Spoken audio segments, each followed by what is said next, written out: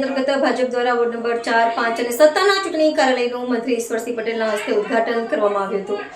અંકલેશ્વર ખાતે નગરપાલિકાની ચૂંટણીને ધ્યાનમાં રાખીને રાજકીય ગતિવિધિઓ તેજ બની રહી છે। આ પરિસ્થિતિમાં વોર્ડ નંબર 4, 5 અને 7 માટેના ભાજપાના ચૂંટણી કાર્યાલયના ઉદ્ઘાટન કાર્યક્રમનું આયોજન કરવામાં આવ્યું હતું। આ કાર્યાલયનું ઉદ્ઘાટન રાજ્યમંત્રી ઈશ્વરસિંહ પટેલના હસ્તે વિધિવત રીતે કરવામાં આવ્યું હતું।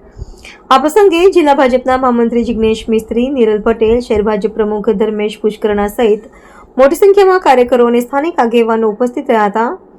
મંત્રી ઈશ્વરસિંહ પટેલે આ પ્રસંગને સંબોધન કરતા જણાવ્યું હતું કે વિકાસના મુદ્દાઓને ધ્યાનમાં રાખીને ચૂંટણી લડવામાં આવશે અને જનતાનો વિશ્વાસ જીતવાનો પ્રયત્ન કરવામાં આવશે। તેમણે કાર્યકરોને એકજૂટ રહીને પક્ષને જીતાડવા માટે પ્રયત્નશીલ રહેવાની અપીલ કરી હતી। આવનારી ચૂંટણીને લઈને રાજકીય ગરમાવો સ્પષ્ટ રીતે અનુભવાયો હતો। આજ રોજ અંકલેશ્વર શહેર ખાતે સ્થાનિક સ્વરાજ્યના ઇલેક્શન નિમિત્તે આજે વોર્ડ નંબર 4, વોર્ડ નંબર 5 અને વોર્ડ નંબર 7 આમ 3 વોર્ડની અંદર ભરિંદા પાર્ટીના કાર્યાલયનું આજે અહીંયા ઓપનિંગ થયું છે। ત્યારે મને કહેતા આનંદ થાય છે કે કુલ 36 જેટલી સીટો નગરપાલિકામાં આવેલી છે।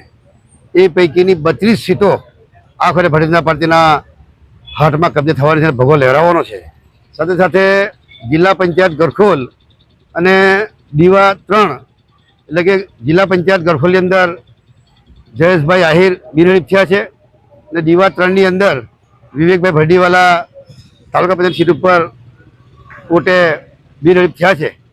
ત્યારે તાલુકા પંચાયતની અંદર અને જિલ્લા પંચાયતની અંદર પણ એક સીટ એ આપણને એડવાન્સની અંદર એમાં ભગવો લહેરાઈ ગયો છે। ત્યારે જે પ્રકારે કાર્યકર્તાનો માહોલ છે એ પ્રકારે જોતા સમગ્ર તાલુકા પંચાયતની અંદર પણ ભરિંદા પાર્ટીનું બહુમતી આવવાની છે।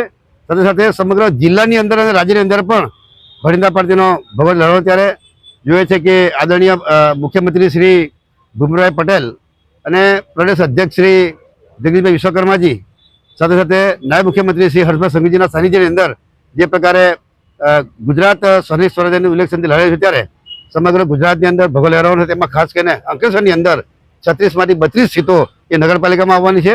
તાલુકા પંચાયત હાંસોદ અને અંકલેશ્વર પણ સ્પષ્ટ બહુમતી સાથે ભરિંદા પાર્ટી પાસે આવવાની છે। AB48 ન્યૂઝ ગુજરાત સાથે ધર્મેશ રાણા, અંકલેશ્વર।